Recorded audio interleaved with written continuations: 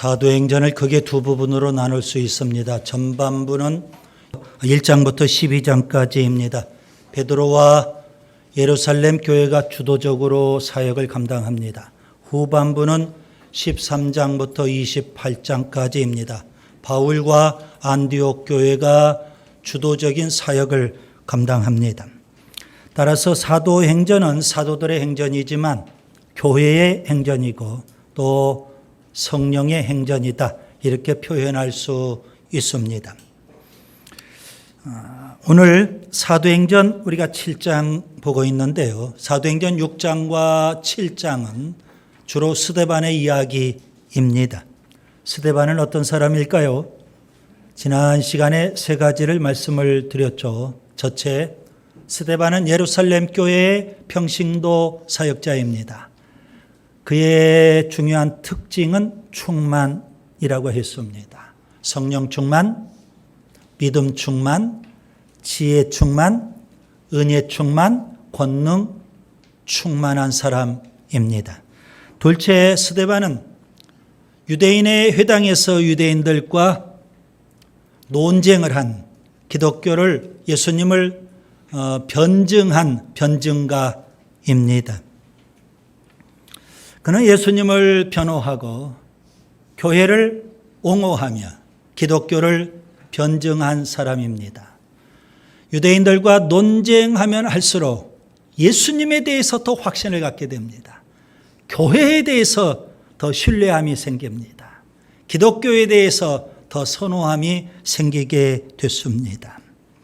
셋째, 스데반은 산헤드린 공회에서 담대하게 예수님을 전한 전도자입니다. 구약 성경을 꿰뚫고 있는 사람이었고요. 구약 성경을 통해서 예수 그리스도를 담대하게 전합니다. 그의 설교 내용을 요약하면 이렇습니다. 하늘에 계신 하나님, 그 하나님께서는 모세와 같은 선지자, 즉 메시아죠. 메시아를 보내주시겠다 언약하셨다는 사실입니다.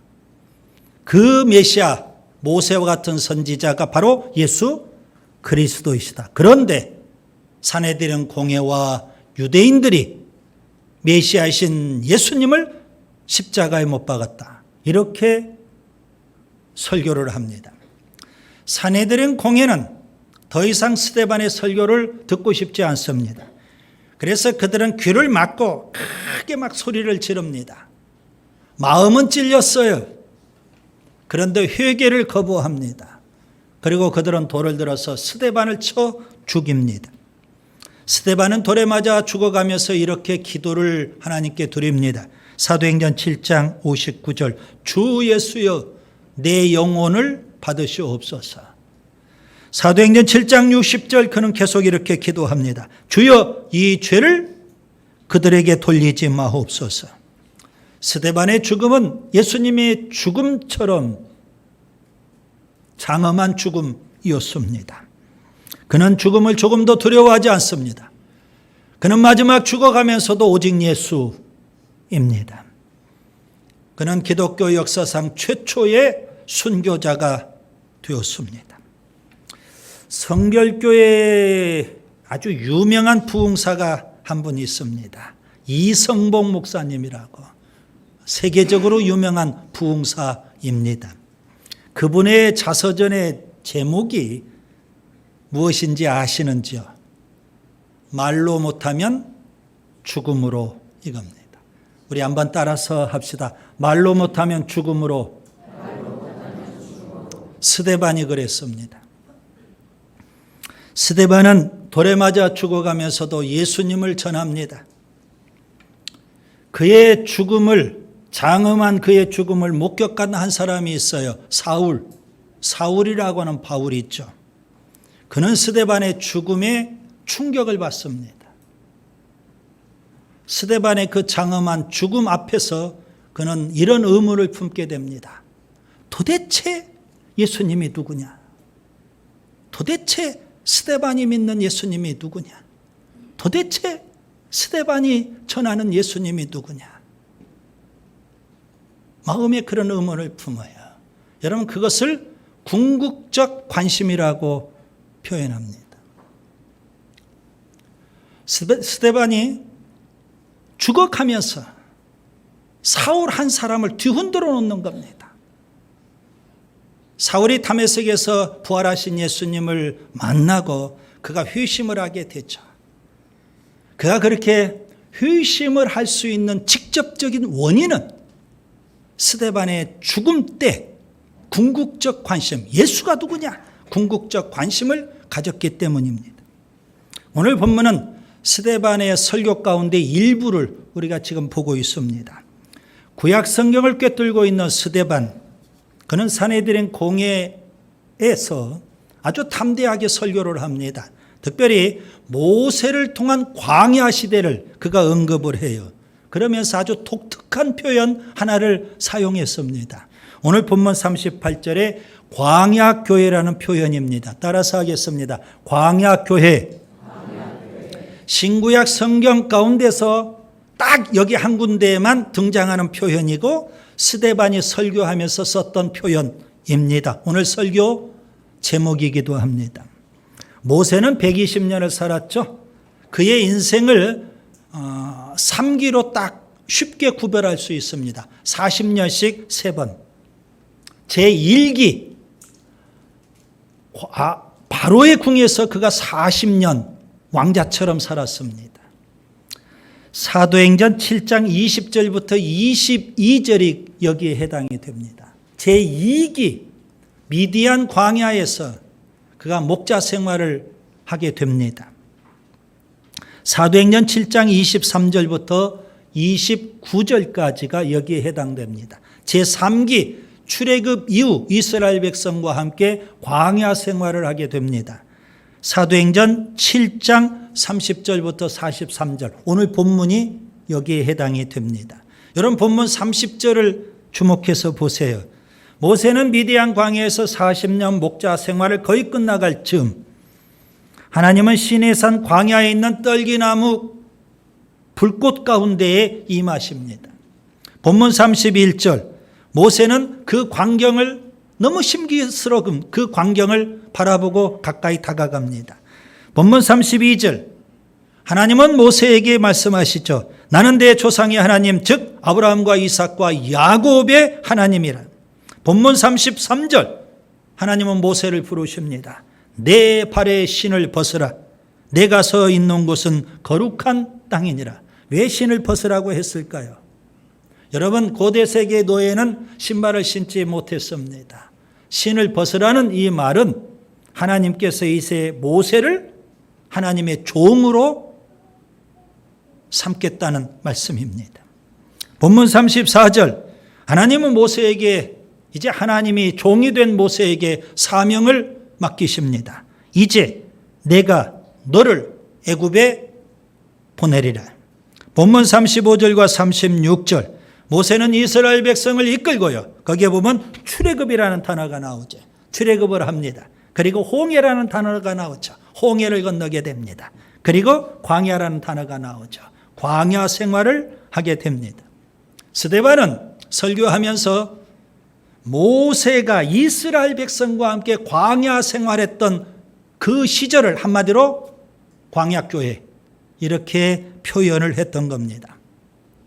그래서 여러분 본문 38절에 광야교회라는 이 표현, 오늘 설교 제목이기도 하고 굉장히 중요한 표현입니다. 광야교회라는 이 표현은 무슨 의미가 그 안에 담겨 있을까요? 이스라엘 백성은 출애굽 이후 시내산에서 하나님과 언약을 맺고 하나님의 백성이 됩니다. 비록 하나님의 백성이 되었지만 그들은 오합지졸과 똑같습니다. 하나님께서는 이스라엘 백성에게 출애굽을 주시고 그 이스라엘 백성이 오합지졸이 아니라 강력한, 강인한 하나님의 군대가 되기를 원하신 겁니다. 출애굽기 6장 26절, 출애굽기 7장 4절, 그리고 출애굽기 12장 41절에 보면 이스라엘 백성을 가리켜서 하나님의 군대, 이렇게 표현하고 있습니다.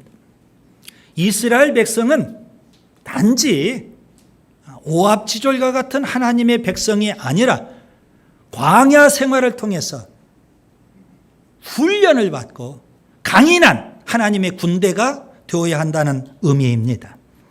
여러분, 이 세상에 존재하는 모든 교회는 세 가지 유형으로 나눌 수가 있습니다. 첫 번째, 어떤 유형일까요? 수용소와 같은 교회입니다. 폐잔병들 모아놓는 수용소와 같은 교회가 있고요. 두 번째는 휴게소와 같은 교회가 있습니다. 고속도로 운행하다 보면 가끔 휴게소 있죠. 그리고 졸음쉼터도 있습니다. 휴게소에 가서 좀 쉼과 안식을 누리고 또 가던 길을 가야 됩니다.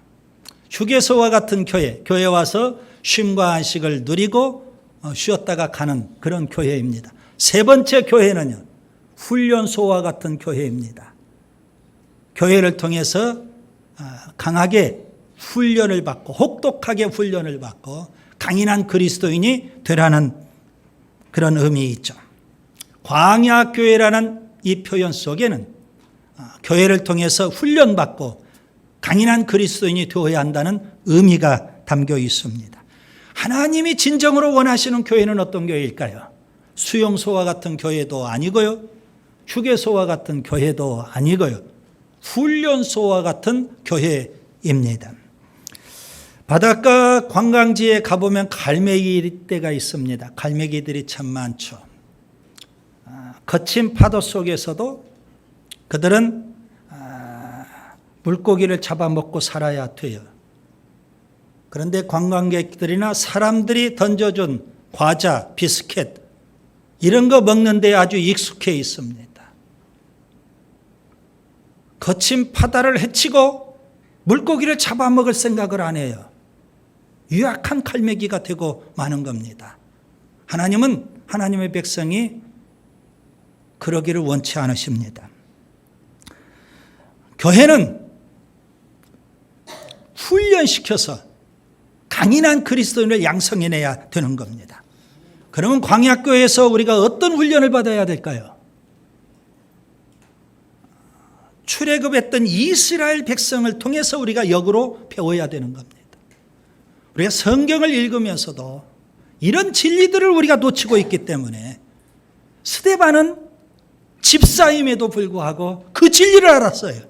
그래서 그는 산헤드린 공회에서 가서 설교를 하면서 구약 성경을 꿰뚫고요, 그리고 광야교회를 외치고 있는 거 아니겠습니까? 여러분, 우리가 어떤 훈련을 받아야 될까요? 세 가지 훈련 받아야 됩니다. 첫째, 따라서 하겠습니다. 순종의 훈련. 광야 이스라엘 백성이 출애굽을 했지만 왜 그들은 광야에서 다 죽었을까요? 하나님이 약속하신 젖과 꿀이 흐르는 가나안 땅, 약속의 땅이 왜 그들은 들어가지 못했을까요? 광야 생활을 하면서 그들은 순종의 훈련을 하지 않았기 때문에 그렇습니다. 이스라엘 백성들은 광야 생활을 하면서 끊임없이 하나님을 거역하고요, 끊임없이 지도자인 모세를 대적을 합니다. 여러분, 본문 39절을 보세요. 우리 조상들이 모세에게 복종하지 아니하고자 하여 거절하며 그 마음이 도리어 애굽으로 향하여 했습니다. 광야 이스라엘 백성의 중요한 특징 가운데 하나는 하나님이 세우신 지도자인 모세에게 복종하지 않았다는 사실입니다. 여러분, 하나님이 세우신 지도자 모세에게 복종하지 않았다, 이 말은 무슨 의미일까요?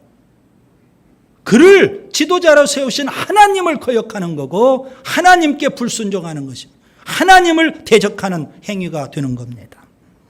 하나님은 이스라엘 백성들 출애굽을 주시고 바로 이어서 구름기둥, 불기둥을 주십니다. 낮에는 구름기둥, 밤에는 불기둥으로 이스라엘 백성을 인도하시는 겁니다. 여러분, 이 구름기둥과 불기둥은요, 이런 원리가 작용합니다. 구름기둥, 불기둥이 가는 방향대로 이스라엘 백성이 따라가야 되는 겁니다. 구름기둥, 불기둥이 가는 속도대로 이스라엘 백성이 따라가야 되는 겁니다. 이스라엘 백성이 우리는 좀 천천히 가고 싶다고 해서 그렇게 할 수 없습니다. 우리는 구름기둥, 불기둥과 다른 방향으로 가고 싶다고 해서 그렇게 할 수도 없는 겁니다. 왜 하나님이 구름기둥, 불기둥을 주셔요? 순종하라고요.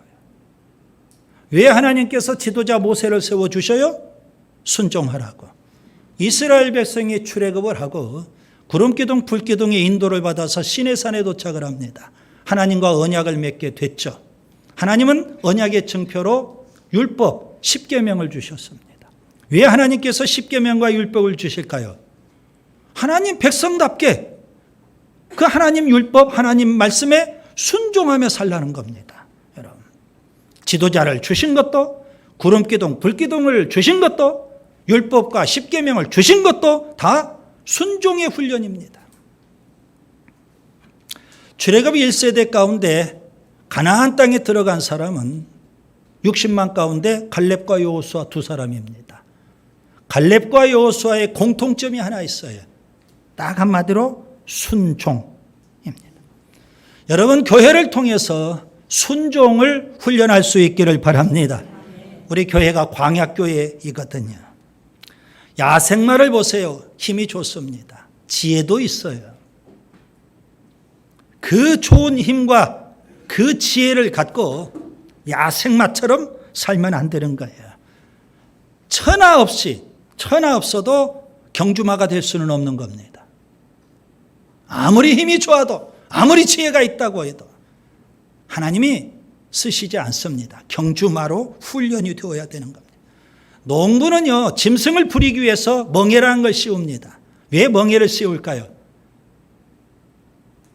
거친 그 짐승들 잘 제어를 해서 훈련시키는 겁니다. 순종하라고요. 일시키려고요. 힘이 좋다고, 지혜가 있다고 들짐승이나 야생마처럼 이리 날뛰고 저리 날뛰는 사람들이 예배당 안에 있어요. 좌충우돌 하는 사람이 있어요. 이 사람에게 상처 주고 저 사람을 시험 들게 하고 훈련이 안 돼 있는 겁니다. 순종의 훈련이 절대 필요합니다. 둘째, 따라서 합니다. 믿음의 훈련. 광야 이스라엘 백성이 출애굽을 했음에도 불구하고 왜 그들은 광야에서 다 죽었을까요? 왜 하나님이 약속하신 젖과 꿀이 흐르는 가나안 땅에 들어가지 못했을까요? 광야 이스라엘 백성은요, 믿음의 훈련을 하지 않았기 때문에 그렇습니다. 그들은 끊임없이 광야 생활을 하면서 하나님을 불신해요. 하나님이 세우신 지도자를 불신하고 대적을 하는 겁니다. 본문 40절, 41절을 보세요. 아주 이스라엘 광야 생활 가운데서 유명한 사건을 설명하고 있습니다.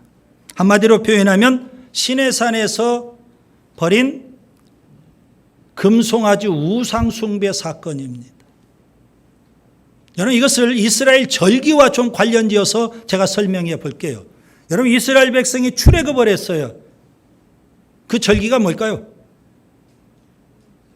유월절입니다. 출애굽 유월절. 그리고 시내산에서 그들이 율법을 받아요. 그 절기가 뭘까요? 신약에는 성령을 받고요. 구약시대 때는 율법을 받아요. 오순절이에요. 제가 왜 지금 절기와 관련을 지을까요? 출애굽을 할 때 하나님께서 이스라엘 백성에게 모세를 통해서 10가지 재앙을 내리셨어요. 그 10번째 재앙은 장자 죽음의 재앙이에요. 이스라엘의 모든 가정, 애굽의 모든 가정들이 다 초상집이에요. 그런데 이스라엘 가정만 구원을 받았어요. 어마어마한 기적이에요. 누가 하신 거예요? 하나님이 하셨어요. 그래서 이스라엘 백성은 그런 기적을 보면서 하나님을 믿게 돼요. 모세를 신뢰하게 돼요. 그래서 모세를 따라서 출애굽을 했고 홍해의 기적도 체험을 했어요. 그리고 그들이 시내산에 도착을 했거든요. 오순절 때예요. 여러분, 출애굽을 한 지 50일이에요. 그런데 거기에서 그들은 금송아지 우상숭배에 빠져요. 이스라엘 백성에게 출애굽을 주시고 홍해의 기적을 베푸신 그 여호와 하나님을 그들은 금송아지로 바꿔버렸어요. 애굽의 10가지 재앙을 내릴 수 있도록 하나님께서 모세를 세우셨는데 지도자 그 모세를 아론으로 바꿔버렸어요. 며칠 만에요? 50일 만에. 왜 이런 일이 벌어졌을까요? 여러분, 우리의 믿음은 한순간에 무너질 수 있다는 사실이에요. 그런 어마어마한 기적을 체험했던 이스라엘 백성들이 오순절되니까 그들의 믿음이 아주 처참히 무너져 버리고 만 거예요. 믿음의 훈련이 절대 필요한 이유가 바로 여기에 있어요. 여러분, 평안할 때, 형통할 때, 승리할 때, 성공할 때, 축복받을 때, 일이 술술 잘 풀려갈 때, 그때는요, 얼마든지 우리가 믿음이 있는 것처럼 보여요. 그런데 진정한 믿음은 광야 때, 고난의 때, 태산 같은 문제 앞에서 여러분의 그 믿음을 검증해야 돼. 검증되어야 돼. 믿음의 사람은 광야만 바라보지 않습니다. 광야를 넘어 하나님이 약속하신 젖과 꿀이는 가나안 땅을 믿음으로 바라보는 겁니다. 믿음의 사람은 먹구름만 바라보지 않습니다. 먹구름 넘어 찬란히 떠올라 있는 태양을 믿음으로 바라볼 수 있습니다.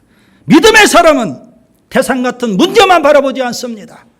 그 태산 같은 문제를 다스리는 전능하신 하나님, 그 하나님을 바라볼 수 있는 겁니다. 히브리서 11장 1절, 믿음은 바라는 것들의 실상이고 보지 못하는 것들의 증거라고 했습니다. 여러분, 믿음의 훈련이 절대 필요합니다. 셋째, 따라서 합니다. 감사의 훈련. 광야의 이스라엘 백성은 출애굽을 했음에도 불구하고 왜 광야에서 다 죽었을까요? 하나님이 약속하신 젖과 꿀이는 가나안 땅에 왜 들어가지 못했을까요? 그들은 광야 생활을 하면서 감사의 훈련을 하지 않았기 때문에 그렇습니다. 그들은 광야 생활을 하면서 끊임없이 하나님을 원망합니다. 하나님이 세우신 지도자 모세를 불평합니다. 출애굽기 14장입니다. 출애굽한 이스라엘 백성 앞에 홍해가 등장을 했어요. 그 홍해 앞에서 그들은 하나님을 원망하고 지도자 모세를 불평합니다. 왜 우리를 여기까지 끌어와서 홍해에서 죽이려고 하느냐. 출애굽기 15장 홍해를 넘어서 마라의 쓴물 앞에 당도합니다. 또 그들은 하나님과 모세를 원망하고 불평합니다. 출애굽기 16장 마라의 쓴물을 넘어서 신광야에 당도합니다. 마실 물이 없다고 하나님과 모세를 또 원망하고 불평합니다. 출애굽기 17장 르비dim 앞에 또 당도합니다. 마실 물이 없다고 또 하나님과 모세를 원망하고 불평합니다. 끊임없이 광야 생활을 하면서 그들은 입만 열면 원망이고 불평입니다.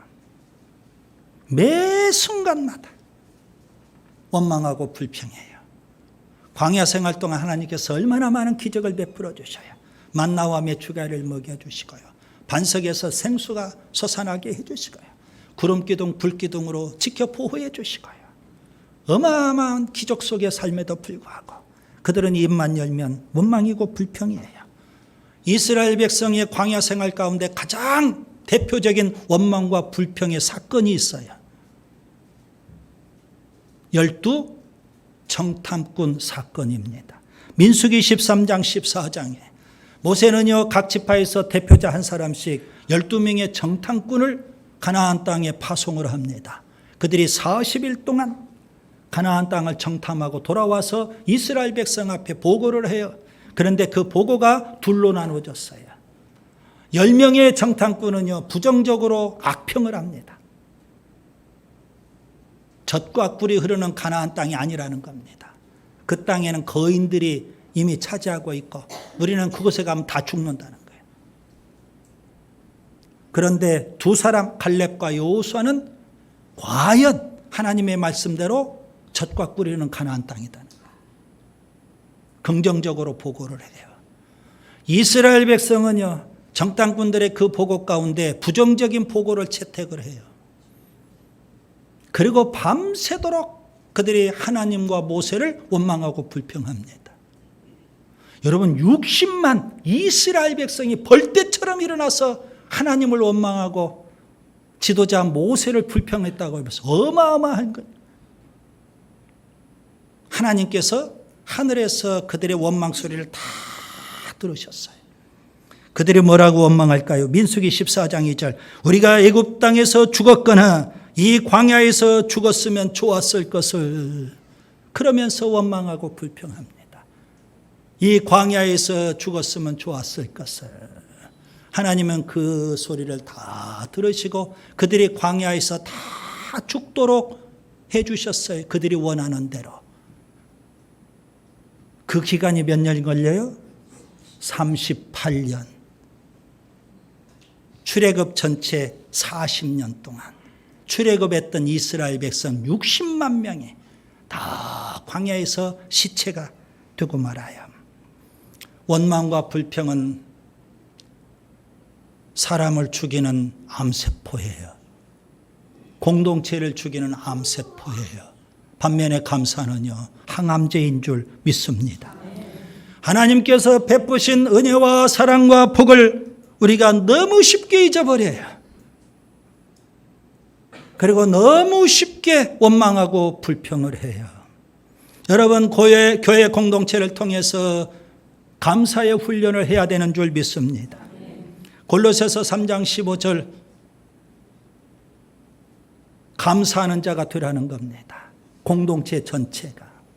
여러분, 우리 개인도, 가정도, 우리 교회 공동체도, 소그룹인 순도 감사의 훈련을 통해서 주님이 보실 때 감사하는 자가 될 수 있기를 바랍니다.